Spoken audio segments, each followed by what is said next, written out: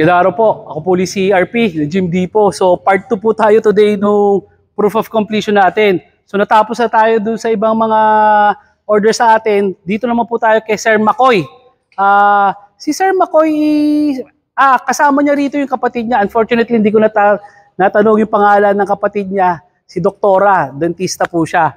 So magkapatid po sila na nag-venture para magtayo ng sarili ng gym business. So maganda rin yung istorya na ikukwento ko po sa inyo about dito sa magkapatid na to. So itong order po nila Sir Makoy is i-deliver sa Binyan. So kagaya ng kwento ko kanina, 'di ba, sinabi ko na maganda may combination ng ng discipline yung inyong existing gym business. So maganda 'yan, may sarili kang yung gym bakal mo, pero at the same time may maliit kang area na pang functional, pang CrossFit, pang circuit. Para sa akin, sa tagal-tagal ko na sa gym business, nakikita ko na ito yung pinakamagandang setup. Kung tatanungin niyo ako, ano yung pinakamagandang setup ng gym, ganito po yung pinakamagandang setup ng gym.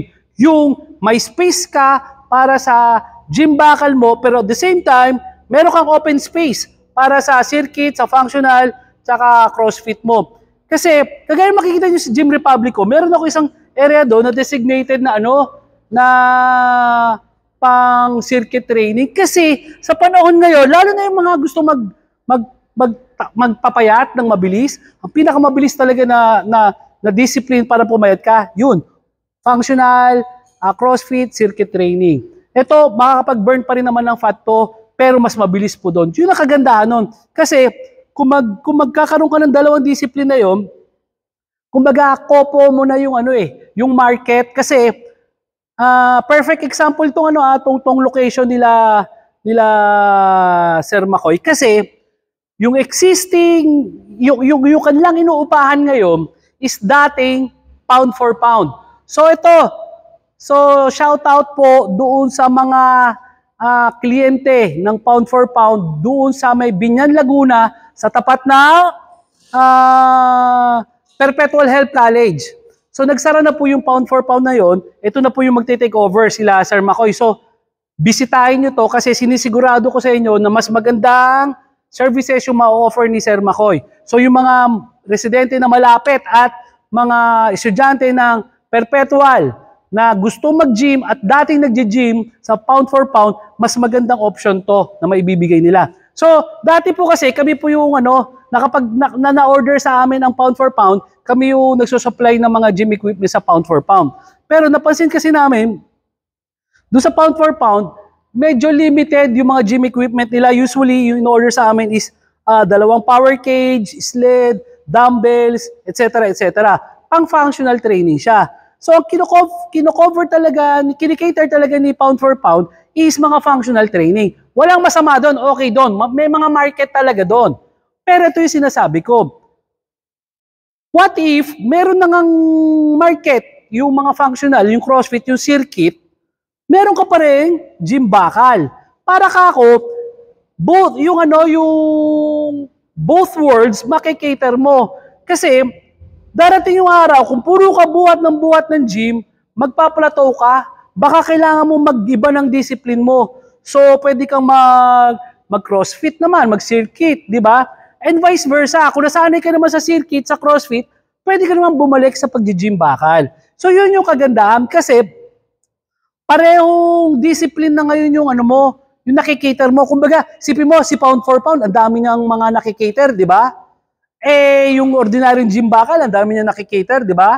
What if kung dalawa na yon ang makikater mo, mas makakasigurado ka na mas maraming tao ang mag-gym sa inyo. So yun yung kagandahan nung nangyari kay Sir Makoy, which is, doon papunta yung susunod ko na kwento. So actually, ang topic talaga natin for today is about rental. No? So naging secondary na lang talaga yung rental. So yung rental kasi, ang issue talaga namin nila Sir Makoy tsaka nung sister niya is, dati may nakita na sila sa may Kabuyaw, kung di ako nagkakamali, sa Kabuyaw, sila nakakita ng pwesto. Pero napakalaki ng upa. Tapos, bagong building, walang existing na kliyente. So, honestly, Sila Sir McCoy, hindi lang sila yung first na client na naging open ako na sinabi ko na medyo mahal yung upa. Kasi sabi ko nga, kung ako lang, may-ari ng Gym Depot at gusto kong kumita, i-convince ko sila, di kunin nyo na yan. Kunin mo na yung upa, yung mahal na upa. Kasi ang importante, kumita ako basta ako kumita. Pero yung sabi ko, hindi po ganon yung ethics namin. Yung paano kami mag-do ng business namin, hindi po ganon. Ang gusto namin, kikita kami, tama yon. Pero at the rate of nakikita rin kayo, pareho tayong kikita. Ayoko naman na parang napilitan lang kayo doon sa business na yon kasi napanood nyo ko nagandang-ganda kayo sa explanation ko di ba? Pero sa totoo lang, malaking bagay, malaking factor talaga ang renta para sa isang gym business. So, ngayon, tinapat ko sila na akong tatanungin mo, hindi talaga ako agree doon sa pwesto, tapos ganun kalaki yung upa. Buti na lang nakinig sila kasi may mga kliyente ako dati na ganun. Actually, siguro nainis sila sa akin na dinidiscourage ko sa kanila. Nakita ko, nag-inquire sila, tinuloy nila yung upa, kumuha sila sa ibang fabricator, which is not bad naman. Pero akin kasi, personal touch Kumbaga, kung pera lang, kung gusto ko lang talaga kumita ng pera, bebentahan ko kayo. Isa-sales to ko kayo. Pero hindi po talaga yun yung kinamulatan ko. Gusto ko ethical yung pagbebenta namin sa inyo na nakinabang kami, makikinabang kayo. So ngayon, napaganda ngayon yung kwento ni Sir McCoy plus yung sister niya kasi fortunately, nadaanan nila ngayon yung dating pwesto ng pound for pound sa Binyan, Laguna sa may tapat ng Perpetual. Huwag na kayo patumpik-tumpik, puntahan nyo to. So ngayon, ang kagandahan ngayon, napamura na sila ng dihamak dun sa upa nila plus may existing ng mga kliyente yun. So napaganda pa talaga, di ba? Kasi hindi ordinaryong pwesto yung nakuha nila, kundi pwesto to ng existing gym na noon na meron ng dating kliyente. So hindi ka na mahihirapan na maghanap pa ng kliyente. So yun yung kagandahan ng storya nung nangyari kila Sir McCoy at saka kila Doktora. Kasi sa kakaantay nila, sa pag-iisip nila na maigi, napaganda pa ngayon yung kanilang option. Plus, dahil nga medyo malaki yung space nila, doon ko sinuggest ngayon yung combination of both. Gym business, gym bakal, plus functional training. So, yung mga kliyente nila dati ng pound for pound, babalik yun dahil meron silang ganong klaseng workout. Di ba? So, anyway, proof of completion tayo kila Sir McCoy. Kinostomize natin yung kulay at saka upholstery nila. Maganda kinalabasan. Ngayon, nakakapag-customize tayo ng kulay. Pero ito po ay granting na available po ito doon sa powder coat kasi limited lang po ang mga kulay na nagagawa sa powder coat kasi hindi siya tinitimpla. Kundi powder siya na ready mix na ikukulay na lang. Plus, itong upholstery, honestly, gusto nila Sir McCoy ito. Pero hindi kami nakakita nung tela nito. Sila nag-provide nung tela sa amin. So, pwede rin naman na gano'n. So, basically, ang in-order po sa atin is package C. Pero may mga idinagdag po sila Sir McCoy. So, ito yung mga standard sa package C. Yung tatlong bench press. Decline, incline, at saka flat bench press. So, tatlong to. Pang-chest exercise. Standard po sa package C.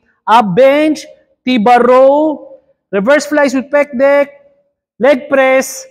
Siyempre, hindi mawawala ang ating super rack at saka RP Smith machine combo. Preacher curl, yung dips, yung bagong design natin na dips. So ito yung ito yung mga usual na makikita sa package C. Ang dinagdag nila ngayon is leg curl, leg extension, at itong assisted squat with standing calves, assisted squat with standing calves. Tapos ito, hindi na lang siya pang calves. Dami nagtatanong sa akin So, hindi lang siya pang assisted squat, hindi lang siya pang standing calves. So, ito po, pwede na rin po itong pang shoulder exercise, pwede rin pang back exercise. Pwede rin po tayong mag-rowing dito. So, ito yung ginagamit ko sa row. Ito, pag ganito yung exercise ko na row, Effective dito sa lats ko. So, kung gusto mo lumapad yung palikpik mo, ito yung bagay na exercise para sa'yo. So, ito po yung ano. So, yung Super Aqua Smith machine natin, by the way, puro ano to, Olympic po yung kanilang ginagamit na mga plato. So, Sir Makoy, ito, pag pinagdikit mo, pwede maging crossover. So, natutuwa po talaga kami at nagpapasalamat sapagkat kita nyo, kanina, yung part 1 natin, doon na tayo sa labas na proof of completion kasi punong-puno na po ito. Siksik, liglig at umaapaw. So, iba-ibang kulay yung makikita nyo, iba-ibang itsura mga equipment makikita nyo. So, patunay lang po ito na kami po ay isa sa mga pinagkakatiwalaan ng mga tao pagdating sa gym business. So, ang pinakamalaking pinagkaiba ni Gym Depot sa iba is, kagaya na sabi ko, si Gym Depot, hindi lang quality gym equipment ang i-deliver sa inyo. Ang i-deliver ni Gym Depot sa inyo is gym business. Mas importante po na may mag-guide sa inyo kung ano ang gagawin nyo sa tamang pamamaraan mula sa pagkuha ng lisensya, pagkuha ng tao, paano patakbo ng gym business nyo.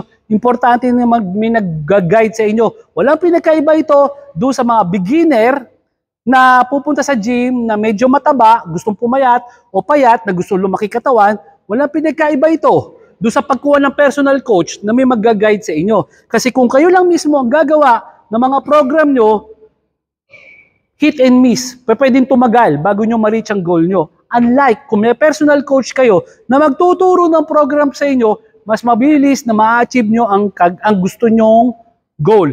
Ganun din sa gym business. Kung gusto nyo maging successful, maganda na may nag-guide sa inyo. So ako po yung nagvo-volunteer na gumawa nun para sa inyo. Ako po ulit si RP ng Gym Depot. Maraming salamat po.